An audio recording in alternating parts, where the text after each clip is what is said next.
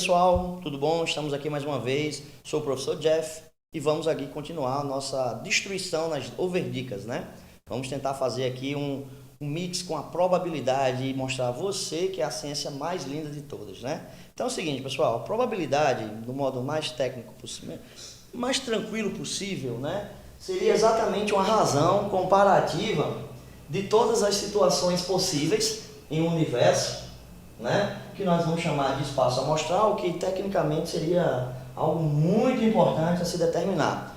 Seria tudo que poderia acontecer, tudo que poderia se relacionar com um problema, tudo que seria possível, né? E aqui em cima, né, nós teríamos exatamente os casos favoráveis a satisfazer a pergunta da questão ou a própria resolução de algum pensamento, né? Então, para isso, nós vamos visualizar aqui um exemplo prático que eu preparei com espaço amostral e... Peraí. Vamos usar um exemplo prático legal aqui, vamos aplicar isso aí em genética. Diga aí, galera, eu sou o professor André Viana, Biologia, também aqui ajudando vocês nas dicas. E uma ideia legal, Jeff, da gente aplicar a probabilidade, que a gente usa muito no Enem, é falar isso relacionado ao mendelismo. Olha a ideia. Se eu tenho, por exemplo, um casal de indivíduos heterozigotos cruzando, tá? O que é o indivíduo heterozigoto, galera? É aquele que apresenta dois alelos diferentes, lembre-se disso. Então eu tenho aqui, ó, dois alelos distribuídos, dois alelos distribuídos. Quando eu faço cruzamento, a probabilidade de eu mandar os alelos é exatamente igual, certo? A chance que eu tenho de mandar o azão é igual à chance de eu mandar o azinho, tá bem? E quando eu faço o cruzamento, cada indivíduo vai ter que herdar dois desses alelos, tá certo? Quando eu juntar eles aqui, ó, eu tenho ao todo 4 indivíduos. Aí eu pergunto, qual é a chance de eu ser albino? Para eu ser albino, eu tenho que ter o alelo recessivo para o albinismo. E aí, como é que eu calcularia isso? Uma pergunta para entendimento. Apenas, isso é muito importante na probabilidade, apenas o azinho seria a característica albino. Exatamente, porque ele é considerado homozigoto recessivo. Certo. Então só essa combinação gera o albinismo. Se eu tiver pelo menos um azão, eu não sou albino, eu sou normal. Tudo bem. Tá bem? Então, pelo que a gente estava visualizando aqui, a preocupação, André, é exatamente a gente visualizar a probabilidade albino-albino.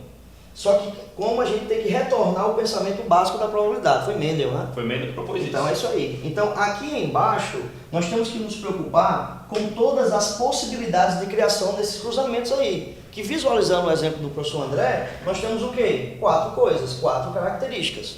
Então você colocaria o 4 aqui, ó. Prá. E aqui em cima tem que ser favorável a satisfazer o questionamento. Que no caso é... ser albino, já está marcado de amarelo aqui. Que é exatamente uma do total de quem? Que até de maneira intuitiva você consegue responder. Mas isso aqui, ó, está a nossa demonstração. No Enem, é importante que isso aqui não seja uma obrigatoriedade à fração. Podemos ter respostas das alternativas em percentual, que seria a divisão, multiplicado por 100, ou o próprio decimal para a resolução. Mas, Jefão, tem outra coisa que os alunos sempre se perguntam, e assim, sempre dá dificuldade, inclusive a aplicação na segunda lei de Mendel, que é a lei da segregação independente, a gente trabalha com mais de um par de fatores, que é quando a gente comenta assim, e se eu quisesse ser uma coisa e outra? Por exemplo, se eu quisesse achar a chance de ter uma filha e ela ser albina, como é que eu faria isso com eles? De um jeito fácil, intuitivo? Tranquilo. Na ideia da matemática mesmo, quando você aplica essa ferramenta muito famosinha aqui no I, né? Nós vamos aplicar o princípio multiplicativo das probabilidades.